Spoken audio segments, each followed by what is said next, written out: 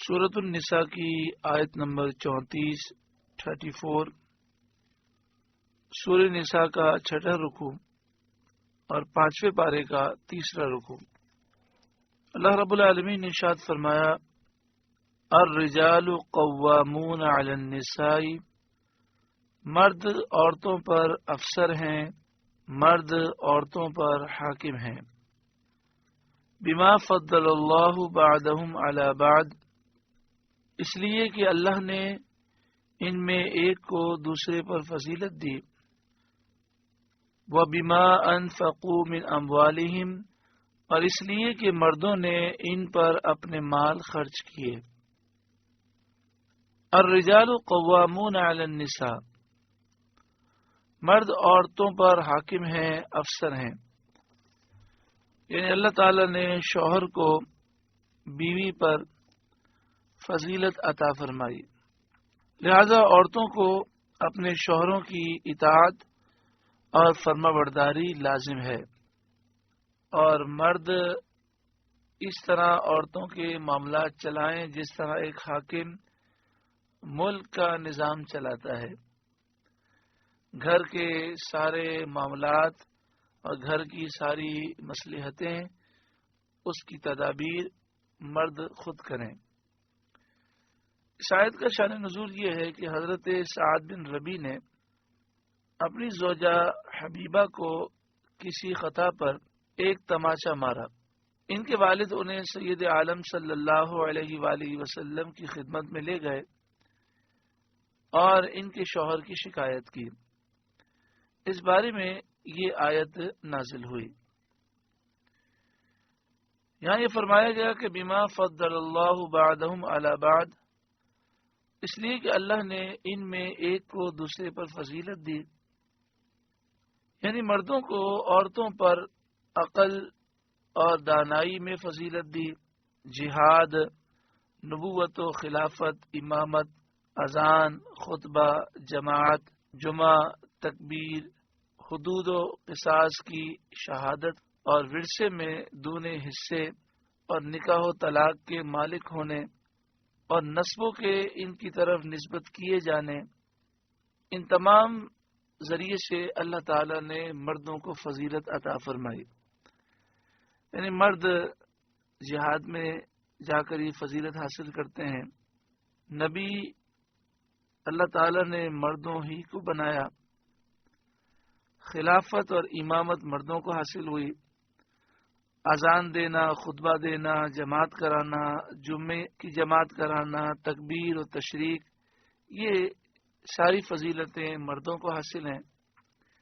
اسی طرح حدود اور قصاص کی گواہی میں مردوں کو اللہ تبارک و تعالی نے دگنا حصہ عطا فرمایا کہ جہاں 2 مرد گواہ ہوں تو گواہی کا نصاب پورا ہو جاتا ہے، اور اگر 1 مرد ہو تو 1 عورت سے نصاب پورا نہیں ہوتا بلکہ پھر 2 عورتیں چاہیے۔ دوسری بات یہ کہ صرف عورتیں ہوں تو حدود و قصاص میں نصاب پورا نہیں ہوتا، صرف مرد ہوں تو نصاب پورا ہو جاتا ہے۔ اسی طرح اللہ تعالی نے نکاح کرنے اور طلاق دینے کا اختیار مردوں کو عطا فرمایا، بچوں کی نسبت بھی مردوں کی طرف ہے، اور نماز اور روزے بھی کامل طور پر مرد ادا کر سکتے ہیں، کیونکہ ان کے لیے کوئی ایسا زمانہ نہیں جس میں وہ نماز اور روزہ ادا نہ کر سکتے ہوں۔ اللہ تعالیٰ نے مردوں کو داڑیوں کے ذریعے اور اماموں کے ذریعے فضیلت عطا فرمائی۔ بما فضل اللہ بعدهم علی بعد، اس لیے کہ اللہ نے ان میں ایک کو دوسرے پر فضیلت دی، وَبِمَا أَنفَقُوا مِنْ أَمْوَالِهِمْ، اور اس لیے کہ مردوں نے ان پر اپنے مال خرچ کیے۔ اس آیت سے یہ معلوم ہوا کہ عورتوں کے نفقے اور خرچے کی ذمہ داری مردوں پر ہے۔ مرد پر لازم ہے کہ وہ اپنی زوجہ کے اخراجات جو ضروری ہیں اسے پورا کرے۔ فالصالحات، تو نیک بخت عورتیں، قانتات، ادب والیاں ہیں، حافظات للغیب، شوہر کے پیچھے حفاظت رکھتی ہیں، بما حفظ اللہ، جس طرح اللہ نے حفاظت کا حکم دیا. یعنی عورتیں اپنی عفت اور شوہروں کے گھر، مال اور ان کے راز کی حفاظت کرتی ہیں. اس سے معلوم ہوا کہ عورت کو شوہر کے راز کی بھی حفاظت کرنی چاہیے، اس کے گھر کی، مال کی، اور اپنی عزت اور شوہر کی عزت کی حفاظت کرنی چاہیے، اور ایسی عورتیں نیک بخت ہیں. فالصالحات فرمایا گیا یعنی نیک بخت، نیکوکار عورتیں. قانتات فرمایا گیا یعنی وہ ادب والی ہیں. واللاتی تخافون نشوزہن فعظوہن، اور جن عورتوں کی نافرمانی کا تمہیں اندیشہ ہو تو انہیں سمجھاؤ. فعظوہن، انہیں نصیحت کرو، یعنی انہیں یہ بتاؤ کہ شوہر کی نافرمانی کرنے اور شوہر کا کہنا نہ ماننے اور اس کے حقوق ادا نہ کرنے کے نقصانات دنیا اور آخرت میں کیا ہیں. انہیں اللہ کے عذاب کا خوف دلاؤ اور بتاؤ کہ شوہروں کا تم پر شرعاً حق ہے اور تم پر شوہروں کی اطاعت، فرما برداری ضروری ہے. واللاتی تخافون نشوزہن فعظوہن، جن عورتوں کی نافرمانی کا تمہیں اندیشہ ہو تو انہیں سمجھاؤ، اور اگر اس پر بھی وہ نہ مانے تو فرمایا وَاہْجُرُوهُنَّ فِی الْمَضَاجِعِ، اور ان سے الگ سو، ان سے تعلقات منقطع کر دو تاکہ انہیں نصیحت ہو. وَاضْرِبُوهُنَّ، اگر اس پر بھی وہ نہ مانے تو انہیں مارو، لیکن وہ ضرب شدید نہیں ہونی چاہیے.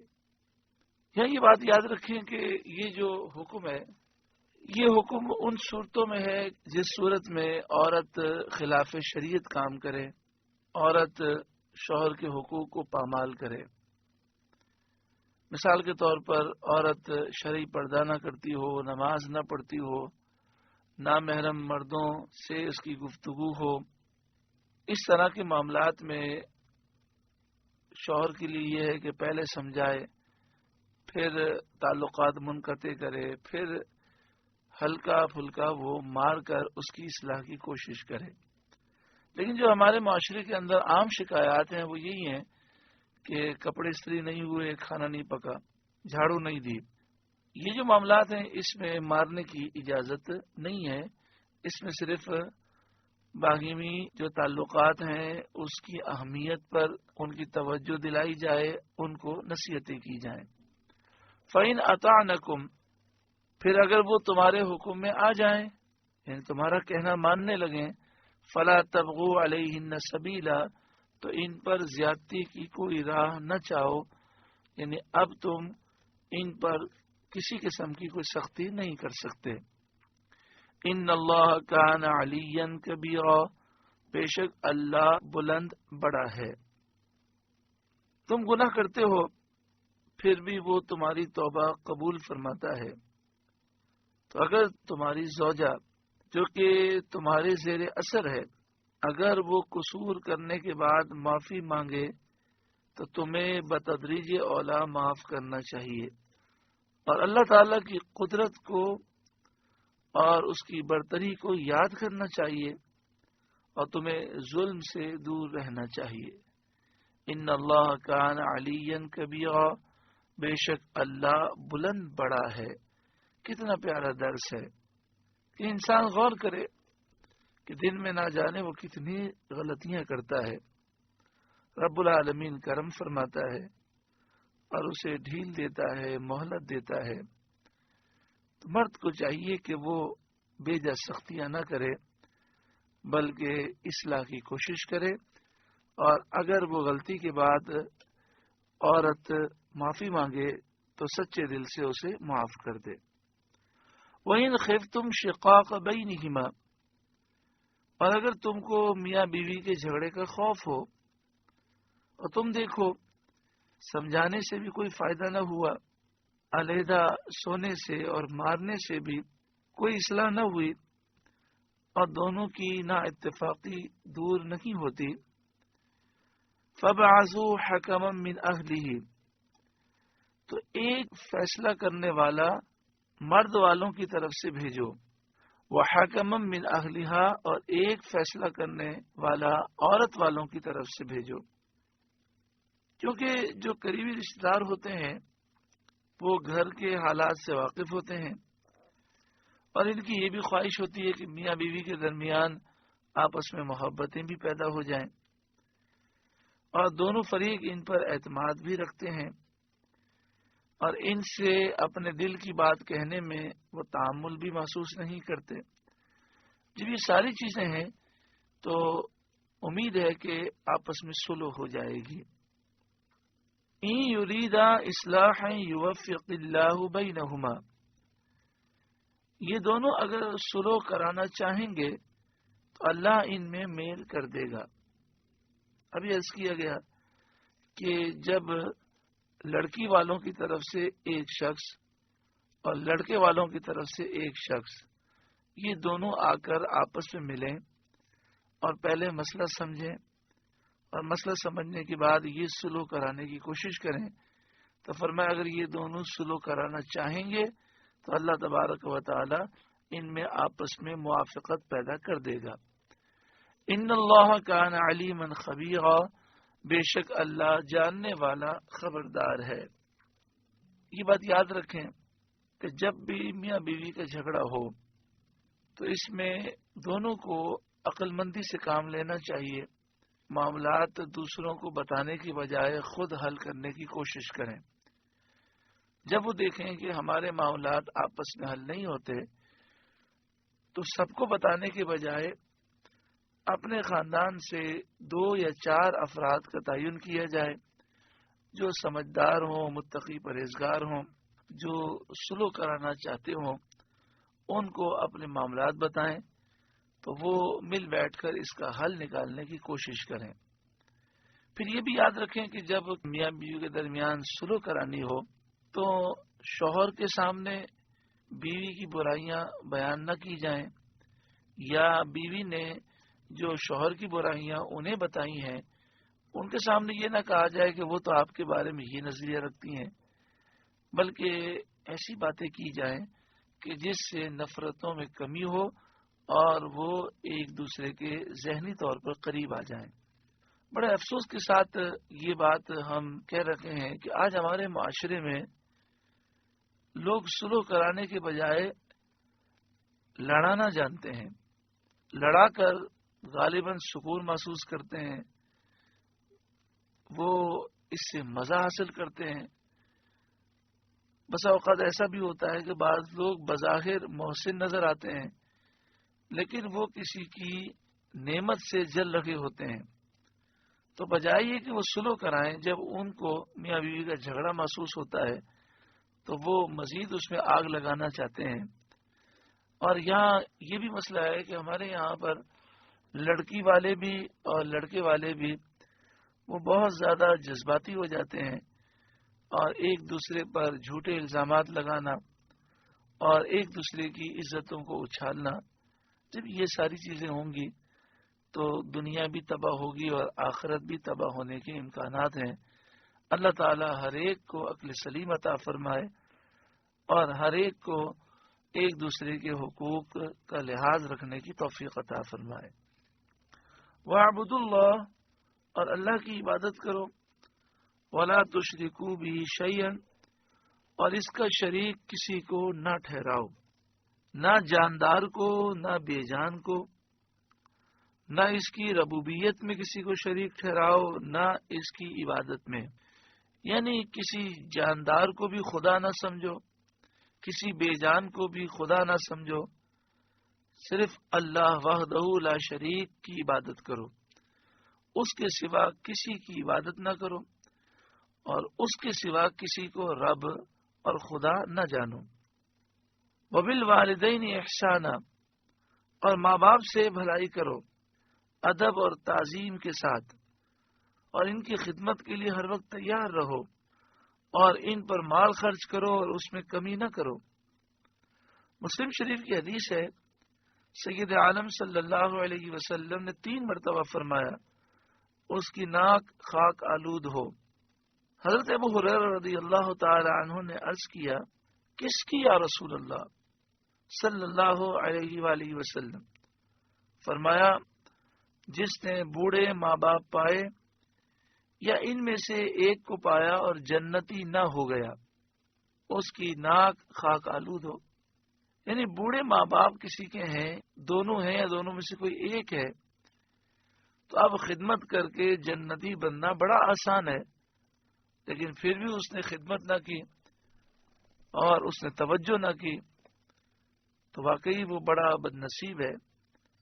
یہاں پہ یہ فرمایا گیا کہ خدمت میں ہر وقت تیار رہے، دن رات اس کی توجہ اسی طرف ہو کہ میں کسی طریقے سے اپنے ماں باپ کی خدمت کرنے میں کامیاب ہو جاؤں۔ ایک تو یہ ہوتا ہے نا کہ ماں یا والد کوئی کام کہیں وہ کام کر دینا، وہ تو کرنا ہی چاہیے، لیکن یہاں پر مفسر فرماتے ہیں کہ ان کی خدمت میں ہر وقت تیار رہنا اور خدمت کے لیے بے چین رہنا کہ بس کسی طریقے سے میں کوئی خدمت کا موقع حاصل کر لوں اور کسی طریقے سے ان کا میں دل خوش کرنے میں کامیاب ہو جاؤں۔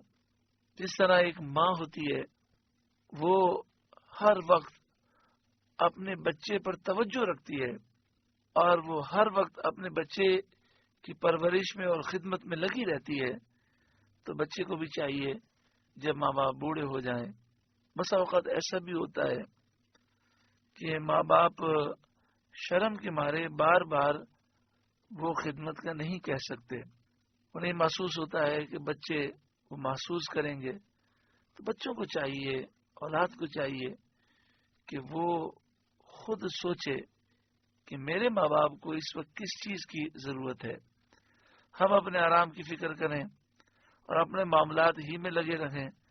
یاد رکھیں کہ جہاد سے بھی افضل ہے ماں باپ کی خدمت کرنا۔ نبی اکرم صلی اللہ علیہ وآلہ وسلم کی خدمت میں ایسے کئی واقعات ہوئے کہ صحابہ کرام نے عرض کی کہ ہمیں جہاد کی اجازت دیں، تو آپ نے فرمایا کیا تمہارے بوڑھے ماں باپ ہیں؟ انہوں نے عرض کی کہ ہاں میری ماں ہے، کسی نے عرض کی کہ دونوں ہیں، تو آپ نے فرمایا ان کی خدمت کرو، تمہارے لیے ان کی خدمت ہی میں اللہ نے جہاد کا ثواب رکھا۔ وَبِذِل قُرْبَى، اور رشتہ داروں سے بھلائی کرو۔ حدیث شریف میں ہے رشتہ داروں کے ساتھ اچھے سلوک کرنے والوں کی عمر دراز ہوتی ہے اور رزق وسیع ہوتا ہے۔ بخاری شریف اور مسلم شریف میں یہ مضمون موجود ہے۔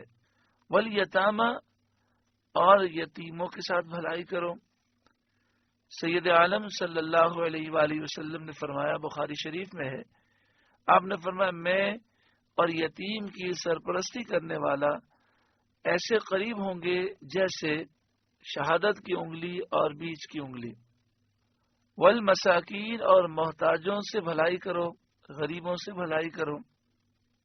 آپ صلی اللہ علیہ وآلہ وسلم نے فرمایا بیوہ اور مسکین کی امداد اور خبر گیری کرنے والا اللہ کی راہ میں جہاد کرنے والے کی مثل ہے۔ والجار ذی القربى والجار الجنب، اور پاس کے ہمسائے اور دور کے ہمسائے، یعنی جو قریبی پڑوسی ہیں ان کے ساتھ بھلائی کرو، جو دور کے پڑوسی ہیں ان کے ساتھ بھلائی کرو۔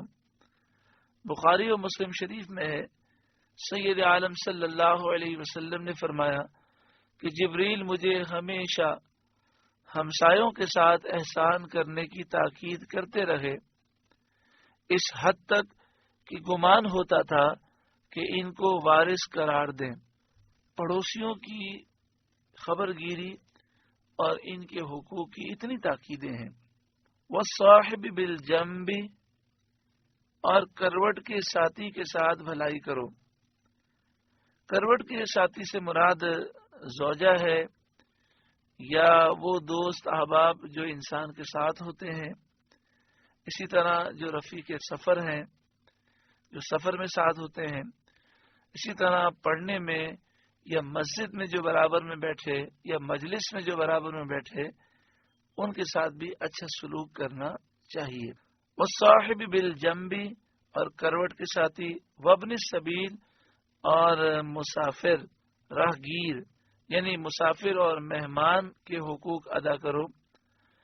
حدیث شریف میں ہے بخاری مسلم میں، من کان یؤمن باللہ والیوم الآخر فلیکرم ضیفہ، جو اللہ پر اور آخرت کے دن پر ایمان رکھے اسے چاہیے کہ مہمان کی عزت کرے، اس کی تعظیم کرے.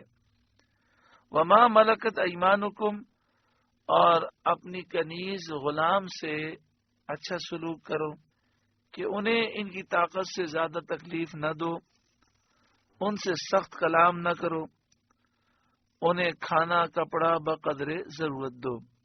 ان اللہ لا يحب من کان مختالا فخورا، بے شک اللہ پسند نہیں فرماتا اترانے والے کو اور بڑائی مارنے والے کو. جو اترانے والا ہے، بڑائی مارنے والا ہے، اللہ تعالیٰ اسے پسند نہیں فرماتا.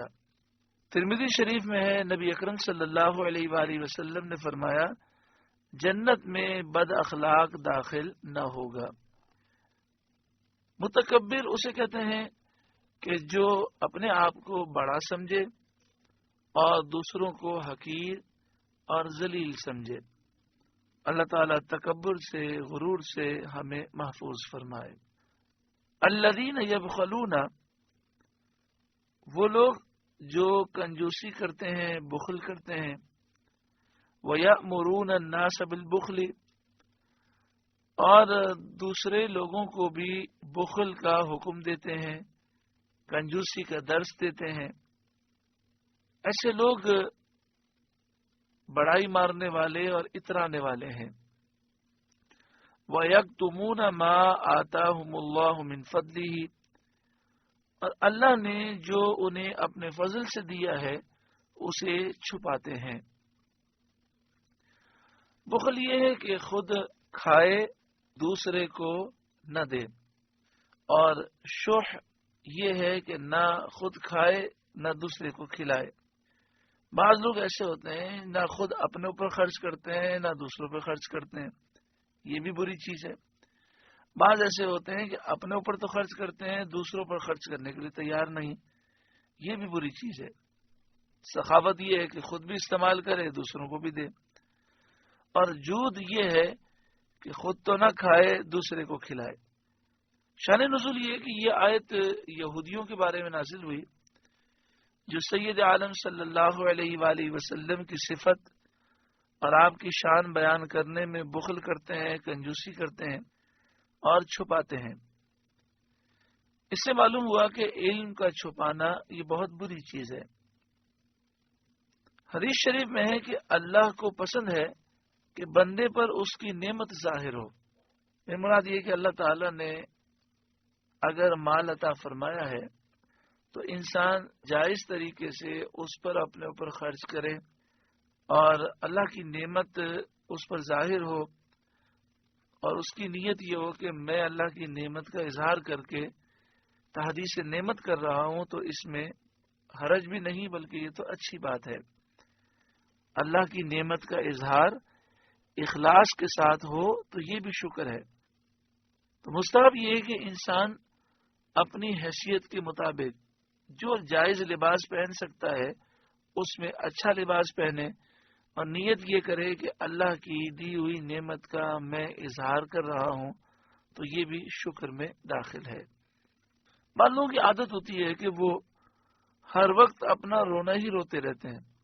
مجھے ایک کاروباری شخص نے کہا، لوگ اتنا پیسہ خرچ کر رہے ہیں کہ آپ کہیں بھی جائیں تو کوئی ہوٹل خالی نہیں، کوئی ریسٹورنٹ خالی نہیں، کوئی پکنک پوائنٹ خالی نہیں، اور اتنی خریداری شاپنگ سینٹروں میں ہو رہی ہے، لوگ مکانات بھی بنا رکھے ہیں، لیکن جب بات کریں تو یہی رونا روتے ہیں کہ کاروبار نہیں ہے، بڑی مندی ہے، بڑی پریشانیاں ہیں. تو ایسا انداز اختیار کرنا اللہ تعالی کی نعمت کی ناشکری ہے کہ انسان اتنی نعمتوں کے باوجود کہتا ہے کہ اللہ نے مجھے کچھ دیا ہی نہیں ہے، نعوذ باللہ من ذالک. وہ جیسے کسی نے بڑا خوب کہا کہ جب پوچھا جائے کیسی گزر رہی ہے، جب اس سے پوچھا جائے تو جواب میں وہ کہتا ہے ہاں بس دال روٹی چل رہی ہے. یہ انداز شکر کا انداز نہیں ہے. ہمیں کہنا چاہیے اللہ کا شکر ہے، بڑا فضل ہے اللہ تعالیٰ کا. اللہ تعالیٰ نے بڑا کرم فرمایا ہے. لئن شکرتم لازیدنکم، اللہ فرماتا ہے اگر تم شکر کرو گے تو ضرور بضرور میں نعمتوں میں اضافہ کروں گا. وَأَعْتَدْنَا لِلْكَافِرِينَ عَذَابًا مُهِينًا، اور کافروں کے لیے ہم نے ذلت کا عذاب تیار کر رکھا ہے. وَالَّذِينَ يُنْفِقُونَ أَمْوَالَهُمْ رِئَاءَ النَّاسِ، اور وہ لوگ جو اپنے مال لوگوں کے دکھاوے کے لیے خرچ کرتے ہیں، جن کا مقصد یہ ہے کہ لوگ ہماری واہ واہ کریں.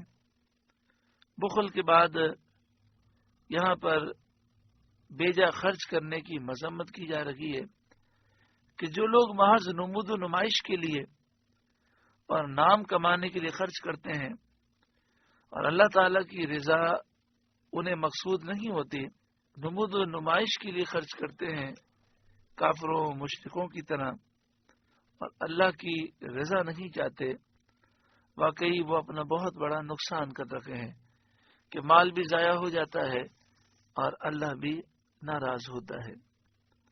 والذین ينفقون اموالهم رئاء الناس، اور وہ لوگ جو اپنے مال لوگوں کو دکھانے کے لیے خرچ کرتے ہیں، ولا یؤمنون باللہ ولا بالیوم الآخر، اور وہ اللہ پر ایمان نہیں لاتے اور آخرت پر ایمان نہیں لاتے.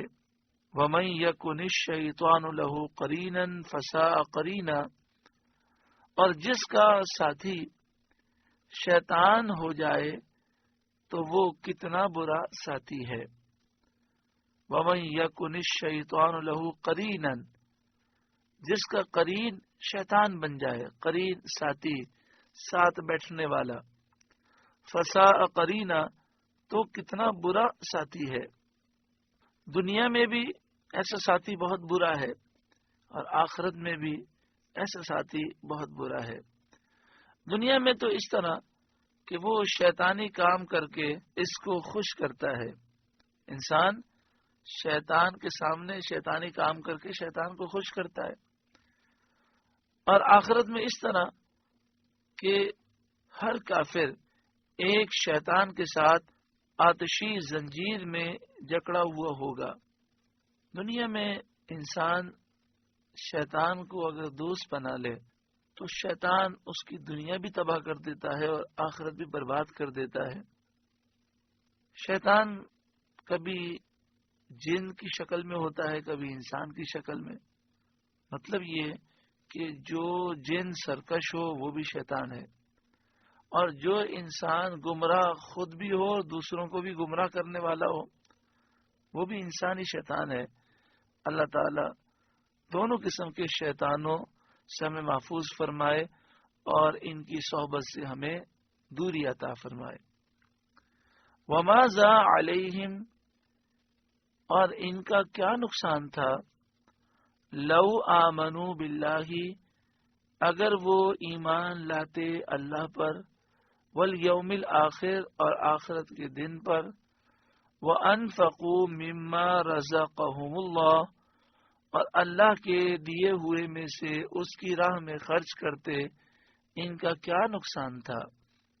یقیناً اس میں مکمل سراسر ان کا نفع تھا. اللہ پر ایمان لے آتے، آخرت پر ایمان لے آتے، اور جو اللہ نے مال دیا ہے اس کو اللہ کی راہ میں خرچ کرتے. اس سے مال کم بھی نہ ہوتا، جتنا خرچ کرتے اس سے زیادہ مل جاتا اور کئی گنا زیادہ ملتا. تو نقصان کچھ بھی نہ ہوتا، دنیا بھی سنور جاتی اور آخرت بھی سنور جاتی. وَكَانَ اللَّهُ بِهِمْ عَلِيمًا، اور اللہ ان کو جانتا ہے. إِنَّ اللَّهَ لَا يَظْلِمُ مِثْقَالَ ذَرَّةٍ، اللہ ایک ذرہ بھر ظلم نہیں فرماتا. وَإِن تَكُ حَسَنَةً، اگر کوئی نیکی ہو، يُضَاعِفْهَا، تو اسے دگنا کرتا ہے، اس نیکی میں اضافہ کرتا ہے. ایک کے بدلے 10 لکھی جاتی ہیں، اور جس کے لیے چاہتا ہے اللہ اضافہ فرماتا ہے. وَيُؤْتِ مِن لَّدُنْهُ أَجْرًا عَظِيمًا، اور اپنے پاس سے بڑا ثواب دیتا ہے۔ یعنی انسان جب نیکی کرتا ہے تو نیکی تو انسان کی تھوڑی ہوتی ہے، مگر اللہ تعالی ایک کے بجائے 10 لکھتا ہے، اس سے زائد لکھتا ہے، اور اپنے کرم سے اس کے اجر و ثواب میں مزید اضافہ فرماتا ہے۔ فَكَيْفَ إِذَا جِئْنَا مِن كُلِّ أُمَّةٍ بِشَهِيدٍ، تو کیسی ہوگی، کیا حال ہوگا جب ہم ہر امت سے ایک گواہ لائیں گے۔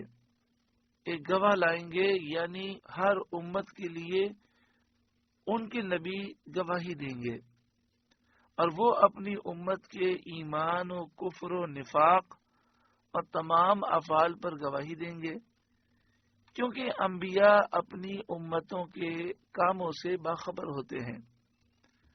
وَجِئْنَا بِكَ عَلَىٰ هَٰؤُلَاءِ شَهِيدًا، اور اے محبوب آپ کو ان سب پر گواہ اور نگہبان بنا کر لائیں گے کہ آپ تمام نبیوں کے نبی ہیں اور سارا عالم آپ کی امت ہے۔ تو سب سے پہلے تو امتیں آئیں گی، ان کے بارے میں نبی گواہی دیں گے، امتیں نبی کا انکار کریں گی اور وہ کہیں گی کہ مالک یہ تو ہمارے پاس آئے نہیں، انہوں نے کبھی ہمیں نصیحت ہی نہیں کی۔ اللہ تعالیٰ نبیوں سے فرمائے گا کہ تمہارے گواہ کون ہیں، تو وہ امت محمدیہ صلی اللہ علیہ وسلم کا ذکر کریں گے۔ امت محمد صلی اللہ علیہ وآلہ وسلم گواہی دے گی، تو امتیں کہیں گی، دوسری امتیں، یہ تو ہمارے بعد آئے، انہیں کیا معلوم کہ ہمارے ساتھ کیا معاملات ہوئے اور انبیاء نے ہمیں دین کی تبلیغ کی یا نہیں۔ تو اللہ تعالیٰ فرمائے گا کہ تمہیں کیسے معلوم ہوا، تو وہ عرض کریں گے کہ ہمارے آقا و مولا صلی اللہ علیہ وآلہ وسلم نے ہمیں بتایا کہ تمام نبی اپنی امتوں کے پاس گئے اور انہوں نے حق کا پیغام پہنچا دیا۔ تو پھر نبی اکرم صلی اللہ علیہ وآلہ وسلم گواہی دیں گے، وَجِئْنَا بِكَ عَلَىٰ هَٰؤُلَاءِ شَهِيدًا، اور اے محبوب ہم آپ کو ان سب پر گواہ اور نگہبان بنا کر لائیں گے۔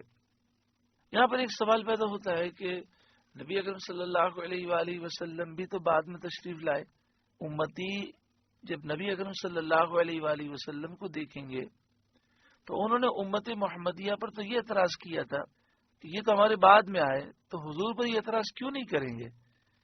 بات یہ ہے کہ سرکار دو عالم صلی اللہ علیہ وآلہ وسلم جب تشریف لائیں گے تو حضور کے مقام و مرتبے کو سب جان چکے ہوں گے کہ یہ اللہ کے محبوب ہیں، اللہ نے ان کو اولین اور آخرین کا علم بھی عطا فرمایا، اور آپ اولین اور آخرین کو دیکھنے والے بھی ہیں۔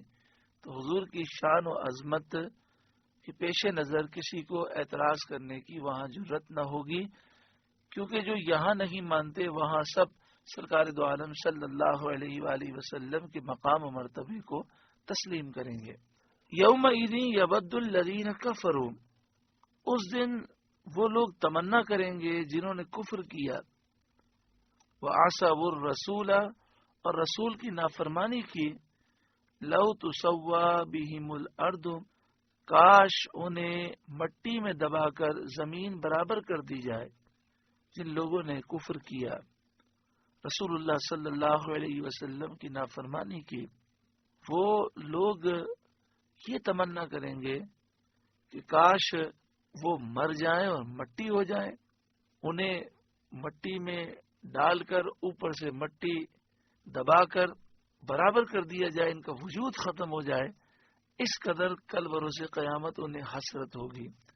وَلَا يَكْتُمُونَ اللَّهَ حَدِيثًا، اور کوئی بات وہ اللہ سے چھپا نہ سکیں گے، کیونکہ جب وہ اپنی غلطیوں سے اور گناہوں سے انکار کریں گے اور قسم کھا کر کہیں گے کہ ہم مشرک نہ تھے، کافر نہ تھے، ہم نے کوئی گناہ نہیں کیا، تو ان کے منہ پر مہر لگا دی جائے گی اور ان کے جسم کے اعضاء کو زبان دے دی جائے گی، یعنی وہ بولیں گے اور ان کے خلاف وہ گواہی دیں گے، تو وہ اللہ تعالی سے کوئی بات چھپا نہ سکیں گے اللہ تعالی علیم ہے، خبیر ہے، وہ ہر معاملے کو جانتا ہے. نامہ اعمال میں بھی سب کچھ لکھا ہے. جسم کے اعضاء بھی گواہی دیں گے.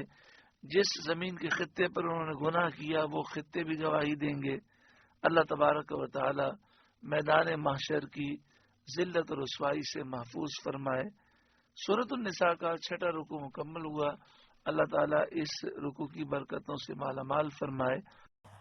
آپ سے گزارش ہے کہ قرآن کے اس پیغام کو آگے پہنچا کر ثواب جاریہ حاصل کریں.